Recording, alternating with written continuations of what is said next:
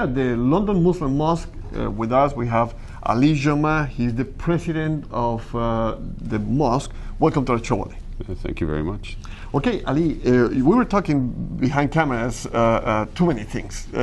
One of those things is, how is the Oxford Mosque involved with the community? There's a lot of things that the community, the Oxford Mosque is doing.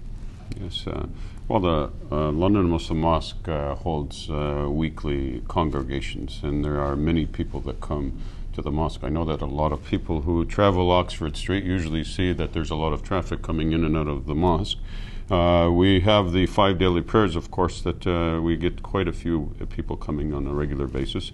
The major event that we have weekly is our Friday prayers, where we have approximately between 14 and 1,500 people that come weekly, not including the holidays. On the holidays, it'll be much bigger. So what we are asking is that our fellow Londoners would just be patient with us, as during these times of traffic, where we are quite congested, and we express our apologies first of all, and we hope that they can understand that. Secondly, we think that it's important for our community members, and we stress this in our congregations, in our weekly congregations, that they are aware of the people in the community here in London, which includes their neighbors, which includes the people that they meet on a regular basis, whether it's their schools or their work.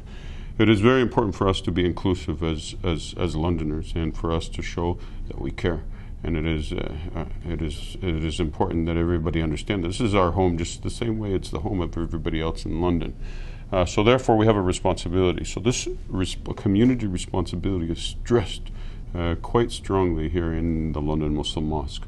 And you were telling me that you're very concerned about too many things, about the poverty and the traffic and the transportation. Yeah, as you see, that London, Ontario is expanding, as so is many of the cities within Canada. London is expanding, and it is important for us to understand that there's different ways that it can expand, and there are people who may not be as fortunate as others.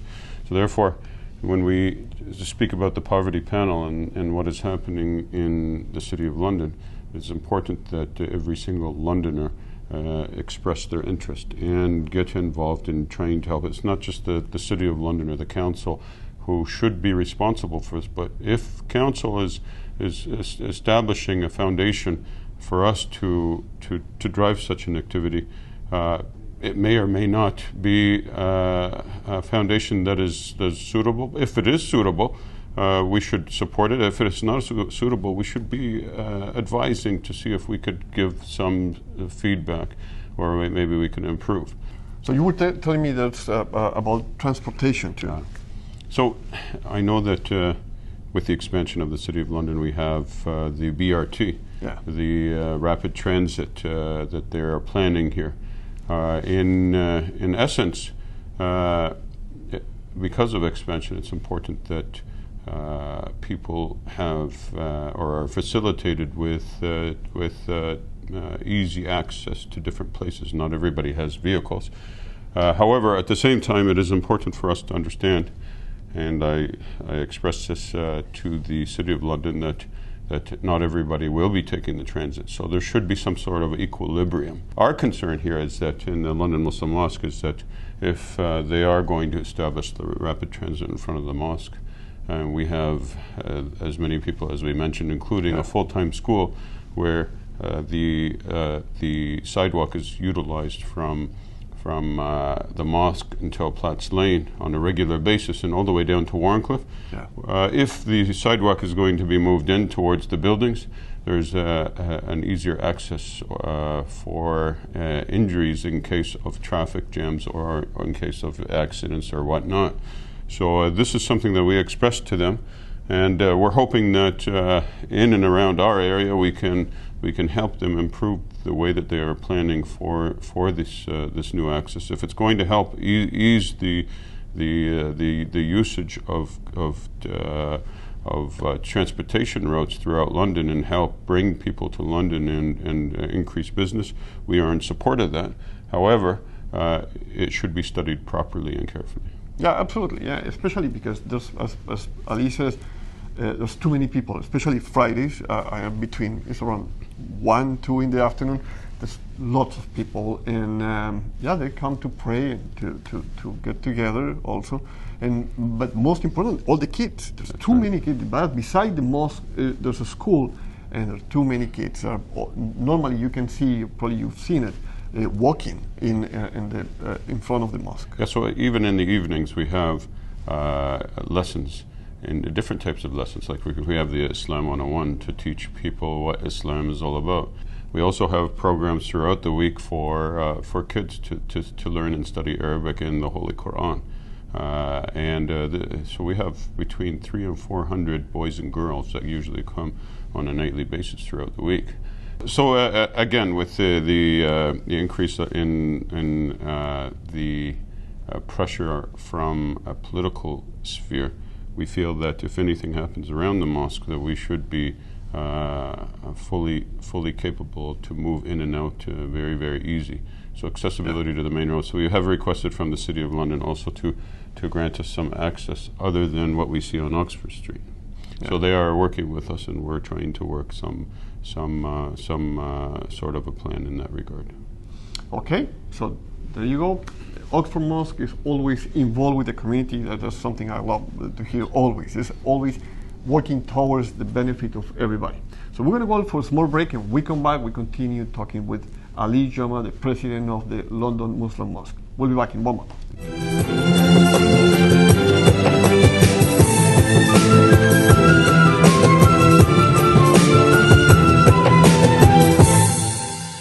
We continue in the Muslim view. We're here at the London Muslim Mosque with Ali Jama, the president of the mosque. And Ali, we were talking before about, you mentioned about the course Islam 101.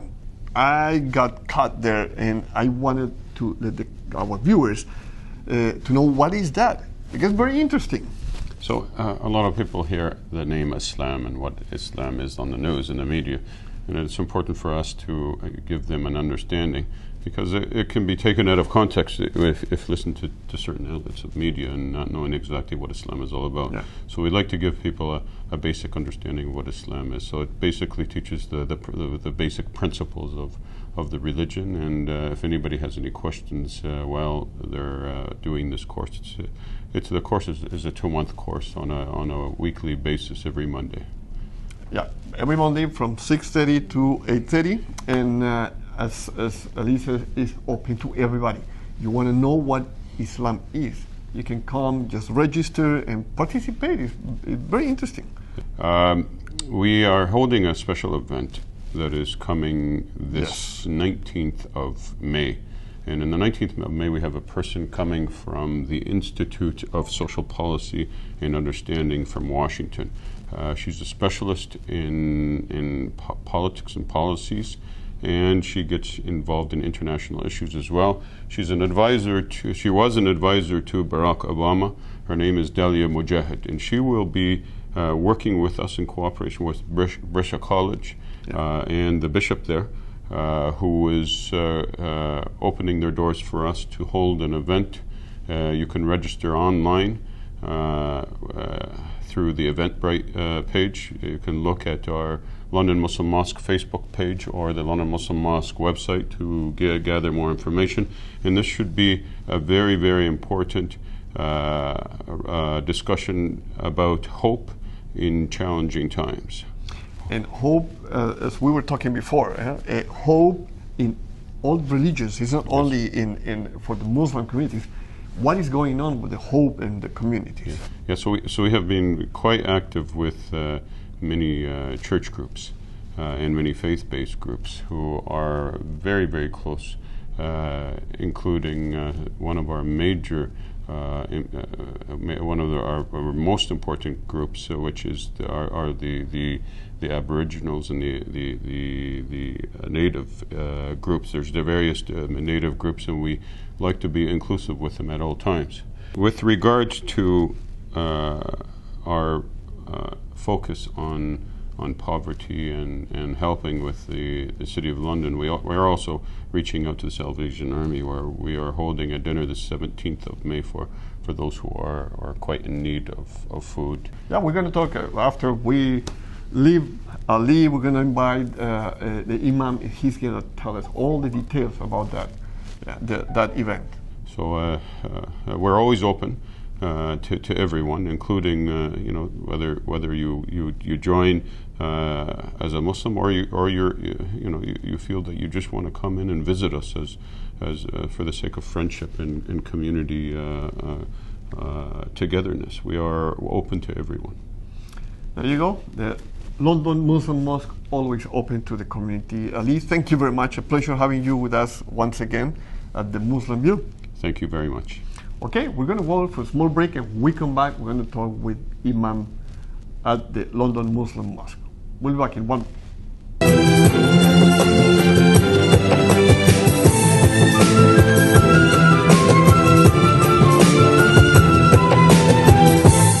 And with us, we have Imam Abid Al-Fatakwa. Welcome to our show. Thank you for having me. It is our pleasure, as always was said. We feel at home here at the Muslim Mosque in London. And today we invite Imam because we want you to tell us there's a dinner coming on, and there's probably more things is happening. What's going on? So on May the 17th, we're going to be serving a dinner at the Salvation Army.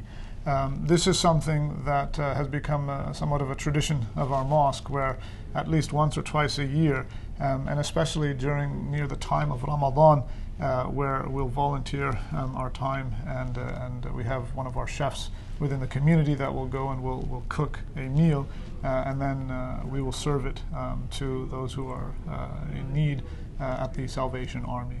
So basically the dinner is not to get funds, it's to definitely. This is more of a dinner where we reach out to the community at large, and are able to offer. This is seen as a form of giving back towards the community that has given us so much.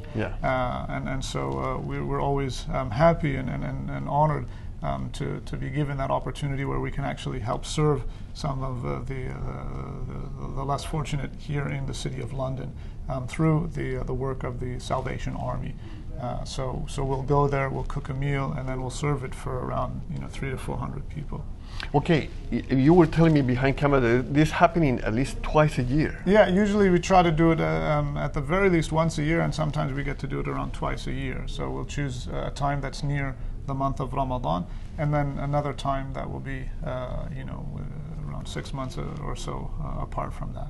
Yeah, and just to let you know, Ramadan is coming. I think it's May the 26th? Yeah, it's going to be around either the 26th or the 27th. Most likely May the 27th, which is a Saturday.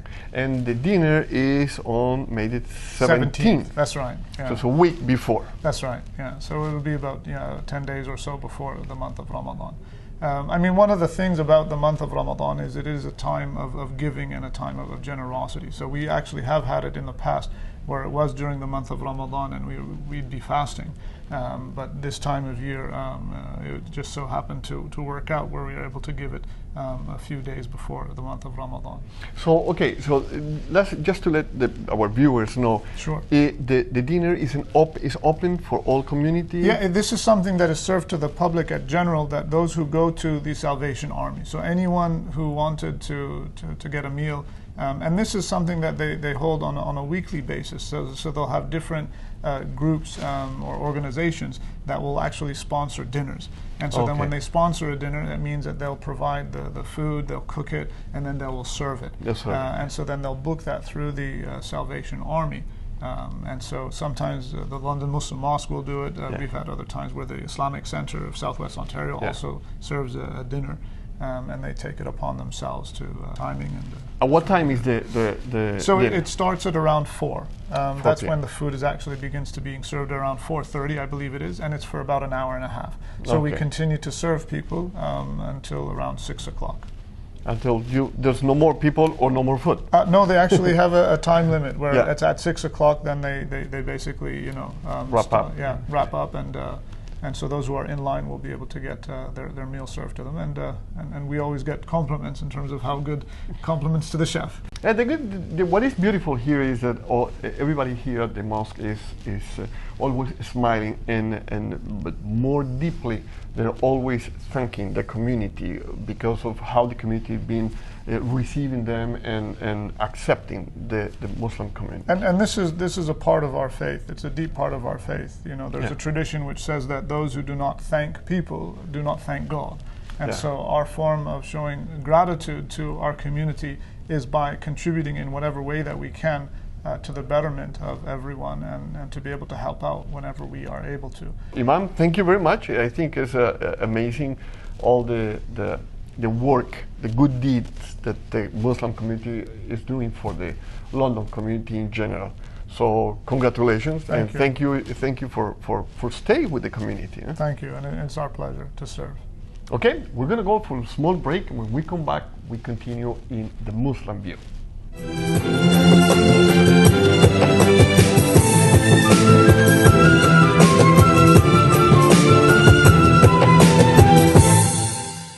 Okay, we continue at the London Muslim Mosque here with Imam.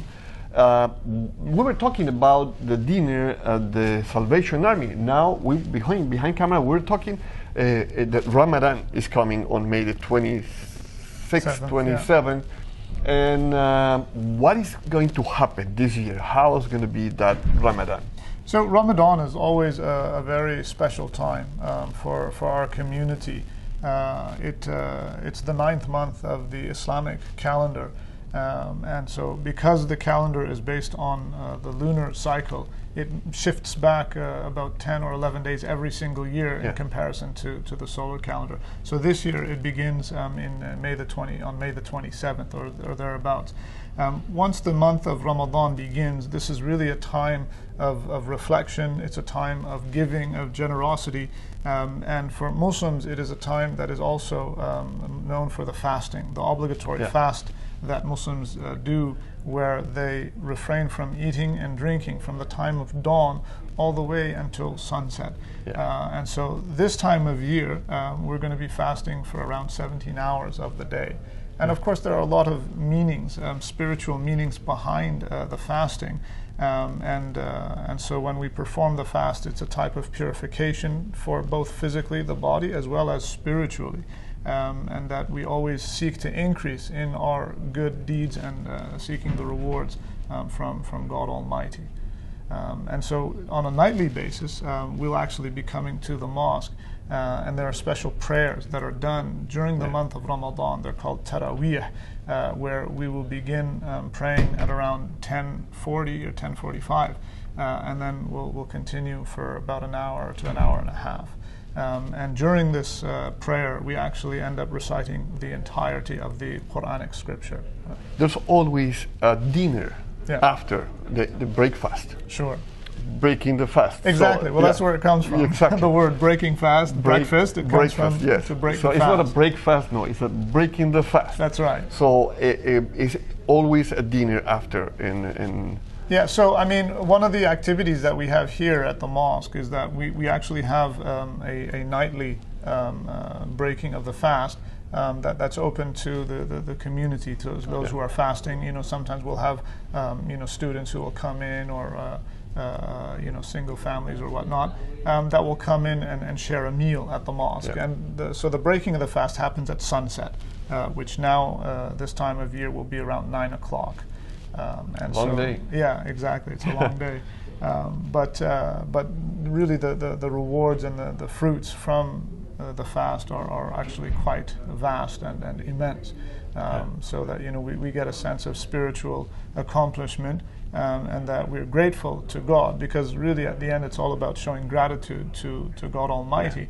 And so we're grateful for the giving us the capacity to be able to perform the fast, and then also grateful for the food that we break our fast on at the end of the day. Normally every year there is a dinner breaking the fast, or there's a group of let's say well-known people from London celebrities. So sometimes they join yeah. a breakfast, a day of fasting. So this is when we actually have the annual fundraising dinner for the London Muslim Mosque. Oh, okay. And that is something that happens. Last year it happened at the London Convention Centre, where we had an attendance of around 1,500 people, including a number of dignitaries and politicians and whatnot. And so that is something that's going to be happening towards the end of the month of Ramadan this year. Yeah. So they fast that day. Yeah. I mean, sometimes some of the politicians or dignitaries who are not Muslim, they challenge themselves, and they'll actually take on the fast and perform the fast by not eating and drinking for the entire day from dawn all the way until sunset. What comments have you had about these people? They're not Muslim and fasting one day, or even I know students that have been fasting for 1 week of Ramadan. They get a sense of what what it's like to actually go through a period of hunger and thirst, and it's actually conducive to reflection. It's conducive to allowing people to enter into a state of reflection that when they feel the hunger, when they feel the thirst, then they're able to acknowledge the blessings that they do have when, because a lot of times we take things for granted. We go home and we have, food that's readily available, cold water, you just turn on the tap and, you get your glass of cold water that is drinkable. And this is not the case with the vast majority of people on this earth. No.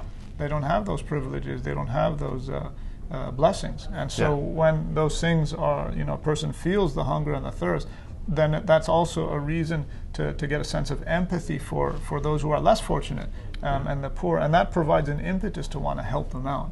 And so this is one of the ideas behind the fasting, is that when we feel how it is that poor people are, then it provides us with that impetus to want to be able to serve and to help them out. And to provide something even as small as a meal for them. To understand what the reality is for too many people. That's right, exactly. So I want to challenge you. Would you like to be 1 day fasting in Ramadan with the Muslim community? It would be nice to join them and go into all this process to understand too many things that we, as Imam says, and we all know, we get for granted. Imam, thank you very much. It's a pleasure having you in our show. It's a pleasure having the Imam telling us all these things that are really deep and really important for us to probably. It's a kind of a shaking for him. It's my pleasure. It's my pleasure. Thank you for having me. Okay.